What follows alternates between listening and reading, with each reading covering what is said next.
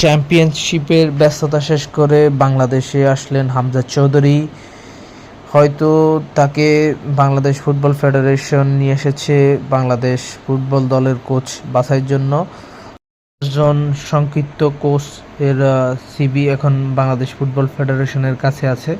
আগামী 3 দিনের মধ্যে বলেছে ফুটবল কোচ নিয়োগ দিবে। এই জন্য মনে হচ্ছে হামজা চৌধুরী বাংলাদেশে এসেছেন এবং এছাড়াও তিনি কিছু বিজ্ঞাপনের কাজে আসছেন বাংলাদেশে, এটা জানা গিয়েছে। হয়তো এটা বাংলাদেশ দলের জন্য ভালো হবে। আগামী 3 দিনের মধ্যে বাংলাদেশ ফুটবল ফেডারেশন বাংলাদেশের নতুন কোচের নাম ঘোষণা করবে এবং এর সাথে আছে গোলকিপার কোচ এবং হামজার পরামর্শতে কোচ সিলেক্ট করবে বাংলাদেশ ফুটবল ফেডারেশন। এই জন্য হামজাকে ইংল্যান্ড থেকে উড়িয়ে বাংলাদেশে নিয়ে আসা হয়েছে। তো আপনাদের কি মতামত? হামজার পরামর্শ কি কাজে দেবে বাংলাদেশ ফুটবল ফেডারেশনে?